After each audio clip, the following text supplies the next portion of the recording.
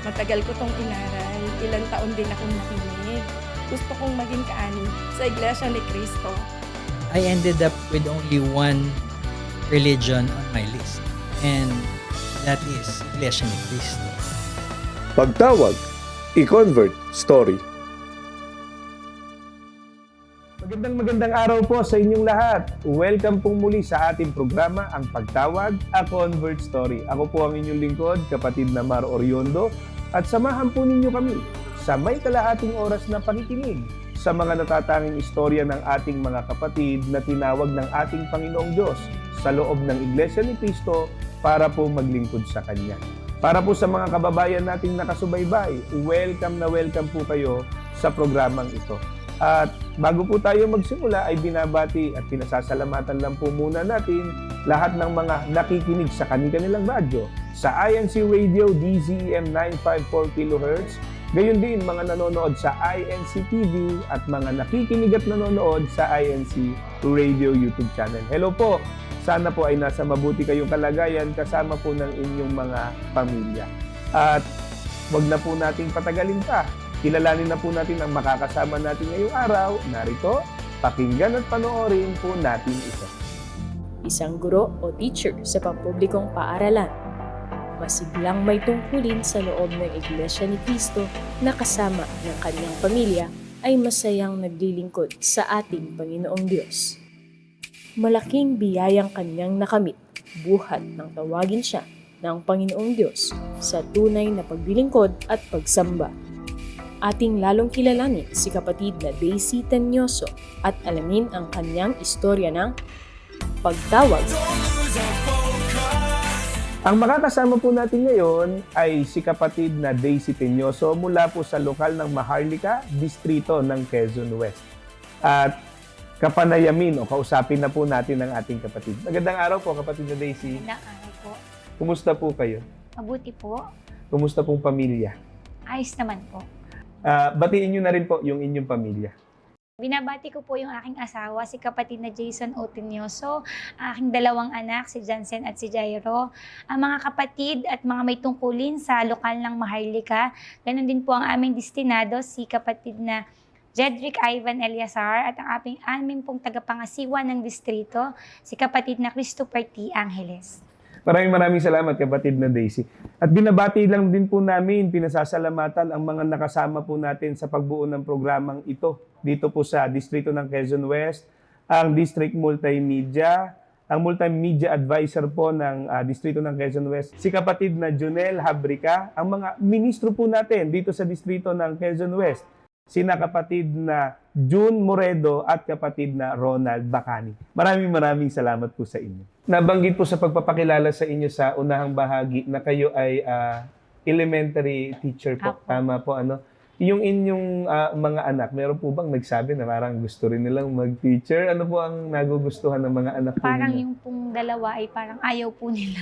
Kasi po mas prefer nila yung iba pong profession. Kasi nga daw po, ako daw po'y gabing-gabi ng matulog. Kasi gano'n naman po ang nature of work ng mga teachers. Paghanga po, ano ho, at pagbati sa lahat po ng mga guro, mga teacher natin. O, tignan po ninyo. Nakita rin naman po namin yon, ginagabi na, talagang nag-o-overtime. Hanggang sa bahay, nagtatrabaho, gumagawa ng lesson plan. Thank you so much po sa inyong lahat. Dahil po sa inyo, nagkakaroon po ng mabuting kapalaran yung mga kabataan natin, yung mga kababayan po natin na natuturuan po ninyo. Natututo rin po ng mga dapat nilang matutunan sa pang-araw-araw. Kapatid na Daisy, maiba po tayo. Ano po yung kinagis na ninyong relihiyon o pinanggalingan ninyong relihiyon? Ako po ay isang Katoliko. Actually, yun po ay, ang aking buong pamilya po ay debotong Katoliko. Ako po ay talagang nagpa-practice po kami ng mga gawain at mga practices po talaga ng mga Katoliko. Talagang active po ako. Isa po akong miyembro ng Youth for Christ, Legion of Mary. Talagang nandun po ako sa mga gawaing kagaya noon. Kung hindi po ako nagkakamali, kapag Legion of Mary, nasa Youth of Christ, bukod sa nagdadasal kayo, then at the same time, may mga pagkakataon, nagtuturo din kayo sa mga bata. Tama po. Pero po yung mas ano po namin ay di yung pagdadasal, pagbibigil, and pagrorosaryo kasi yun po ang aming gawain. Bakit po ninyo ginagawa yan that time? Ano po ang paniniwala po ninyo? Yun po yung ginagawa namin kasi naniniwala po kami na kapag ginawa namin yun, yung aming mga panalangin ay pakikinggan ng Diyos at ito po ay isang magandang gawain na dapat talagang ginagawa po ng isang Katoliko. May idea na po ba kayo sa Iglesia ni Cristo that time? Ako, ang impression ko po sa kanila, masyado silang seryoso po. So which hindi ko po siguro, noong panahon yun, ay parang, kaya ayaw ko ring umanib kasi baka yun yung aking maging kalagayan, mga seryosong-seryoso, very stiff yung kanilang practices, yung pong parang ganun po. Parang masyadong organisado, na parang lahat parang dinumero, parang yun po yung impression ko po. Paano po nagkaroon ng pagkakataon na kayo ay makapakinig sa loob ng Iglesia ni Cristo? Or let's say, paano po kayo natawag sa loob ng Iglesia ni Cristo? Nung mga panahon nga po na ako inaanyayahan, siguro mga high school po ako noon, hindi po ako sumasama. Pero nung nagkolehiyo na po ako po ay kumuha ng BS Nursing sa sa Laguna, pero hindi ko po siya natapos. So sa kagustuhan ko po na makaipon, makapagbalik sa pag-aaral, ako po ay nagtrabaho. Sa isang grocery store sa Laguna na doon po nakakilala po ako ng isang regular customer po namin na napakabuti po sa akin. Tapos minsan ako po ay kanyang kinausap na kung pwede po akong maanyayahan sa isang gawain, So ngayon ay pinaunlakan ko naman po ang kanyang imbitasyon. So doon po nakapakinig po ako at parang nakita ko po yung difference. Nagkaroon po ako ng comparison. Sabi ko ay ibang-iba sa akin pong nakagis ng relihiyon. Na kung dati ay talagang lumuluhod, nagpupunas, at sumasamba kami sa mga ribulto, dito po, nung naunawaan ko po, nagkaroon po ng isang pag-aaral tungkol sa mga pagsamba po sa Diyos-Diyosan, sa mga ribulto. At doon po, nag-strike po sa akin yung aral na yun na magkaiba po ang paniniwala. Yung aking nakagawi ang relihiyon sa Iglesia ni Cristo po. Yung binabanggit o tinutukoy niyo pong gawain, yan po yung pag-aaral ng mga salita ng Diyos na nakasulat po sa Biblia. Yan po yung Bible study kung tawagin. Nabanggit ninyo yung tungkol sa mga larawan, mga ribulto, ukol sa pagsamba sa Diyos-Diyusan. Yun rin po ba yung nakatawag ng pansin sa inyo? Sa aral na itinuro po sa loob ng Iglesia ni Cristo? Opo, sa lahat po ng mga aral, nung ako po ay iniimbitahan sa mga pag-aaral, ay yun po yung nagtatak po talaga sa akin, yung aral na yun. Ano po ang partikular na naaalala ninyo na sinasabi ng Biblia ukol sa pagsamba sa Diyos-Diyusan, larawan o ribulto? Kasi ang alam ko po, ang napakinggan ko pong aral, na nakasulat naman po sa Biblia, ay ang Panginoong Diyos po ay galit sa mga sumasamba, lumuluhod sa mga Diyos-Diyosan, which ginagawa ko po nung ako ay nasa dati kong relihiyon. So doon pa lang po nakita ko na parang, ay teka, mali pala yung ginagawa ko. So doon po parang nag-strike sa aking sarili na kailangan mo pang magsuri, kailangan mo pang magtanong. Ano pa ba yung mga mali mong ginagawa bukod doon? Kaya po yun, nagkaroon po ako ng motivation palalo na sige pa, pagpatuloy pa po yung pag-aaral. Yung pong binabanggit po ninyo, yan po ay mababasa sa Exodo 20, 3 hanggang 5 na nakasulat po sa Biblia. At hindi lang po sa Exodo, kundi maging sa Roma 1, 23 at 25, tinukoy po kung anong uring mga larawan yun. Larawan ng tao, larawan ng hayop na may 4 na paa, larawan ng ibon, larawan ng hayop na gumagapang. Ano po katumbas nun? Para po sa kaalaman ng mga kababayan natin, anumang pong larawan o imahe na gawa ng tao, ayaw po ng ating Panginoong Diyos na sambahin ng tao. Paglingkuran po ng tao. Ang totoo po, pag binasa po natin ng Biblia, yung luhuran lang kapatid na Daisy. Yung gumawa lang ng imahe pagkatapos sasambahin, bawal po yun ng ating Panginoong Diyos. Hindi po ipinagbabawal na magkaroon ng litrato, larawan. Wala pong masama doon eh. Ang ayaw ng ating Panginoong Diyos, yung imahe, yung larawan, anumang rebulto, yun ang paglilingkuran, luluhuran o sasambahin po ng tao. At hindi po natin sinasabi ito, kapatid na Daisy, para saktan po ang damdamin ng sino man sa mga kababayan po natin. No? Binabanggit po natin ito sapagkat yun po ang nakasulat sa Biblia. No offense po. Hindi naman po ito para lang sa kinagis na ninyong relihiyon. Ano man po o sino man pong relihiyon na nagtataguyod ng aral na sinasamba o kaya ginagawa yung pagkilala, pagluhod sa harap ng larawan o rebulto, yun po yung tinutukoy sa Biblia na ayaw. Bawal po ng ating Panginoong Diyos. Ano po ang naunawaan pa ninyo? Lalo't nakita na ninyo yung pagkakaiba sa pagsamba sa loob ng Iglesia ni Cristo at sa pinanggalingan po ninyong relihiyon. Marami po akong nawaan sa Iglesia ni Cristo, at lalo na po ang tunay na paglilingkod at ang kaligtasan po. Ano po, yung mga pinaniniwalaan, pinananampalatayanan po natin na nakasulat lahat po sa Biblia. Ukol po sa pagsamba sa tunay na Diyos. Kung hindi po yung larawan o rebulto ang dapat na paglingkuran o maging representasyon ng paglilingkod sa ating Panginoon Diyos. Kasi baka po may magsabi, yan po representative lang naman ng pagsamba, paglilingkod sa ating Panginoong Diyos.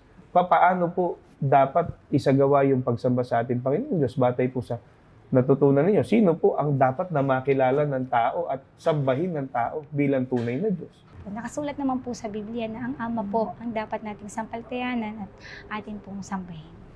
At iyan po ang sinasabi mismo ng isinugo ng ating Panginoong Diyos na pinakadakilang sugo na nasa Biblia, ang ating Panginoong Kristo.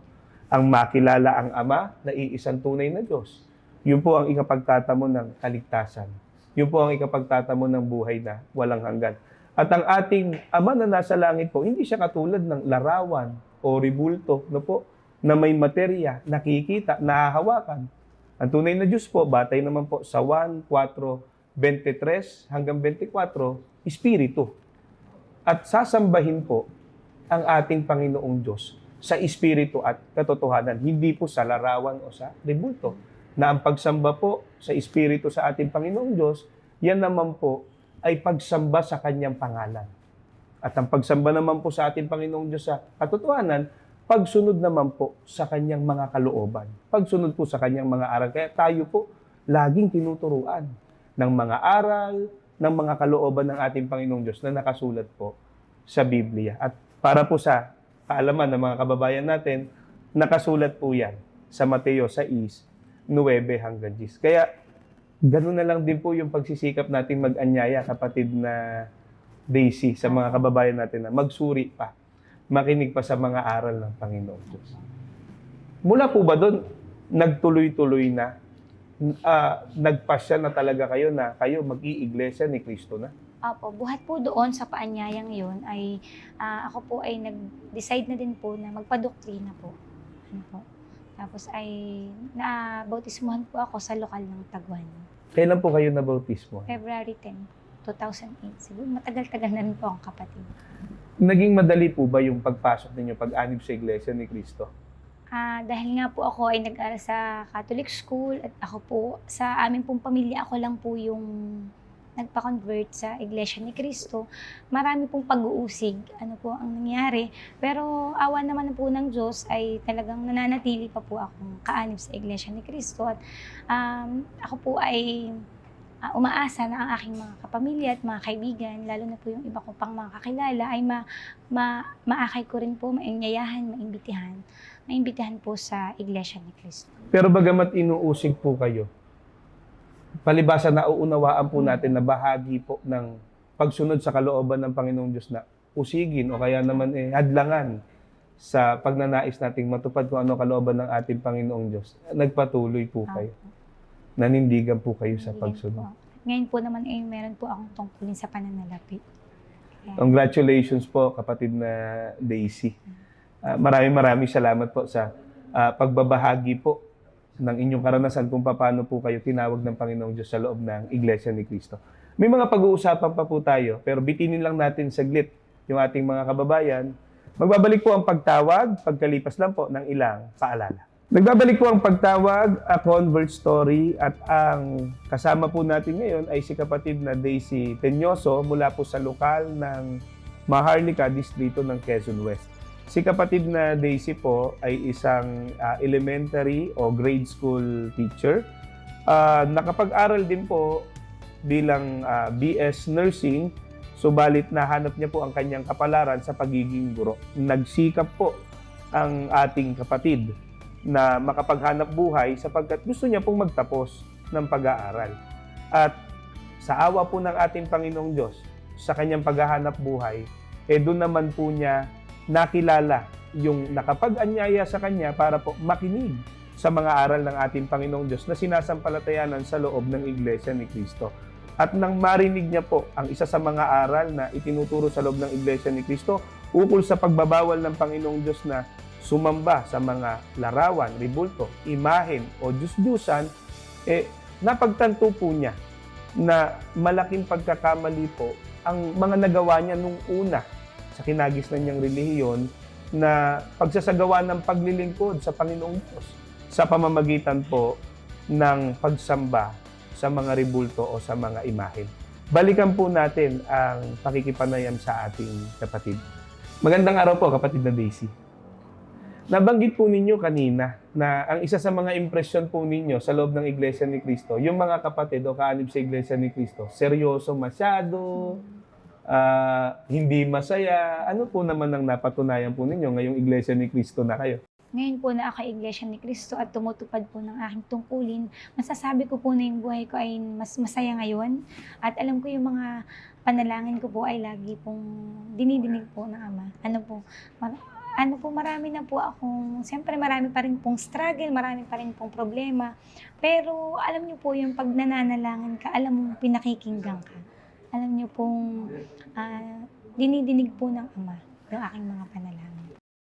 Siguro po, masasabi natin tayo bilang mga kaanib po sa Iglesia ni Cristo, seryoso in a sense na talagang dibdiban. Totohanan po, seryoso po yung paglilingkod natin, pagsamba, pananalangin natin sa Panginoong Diyos.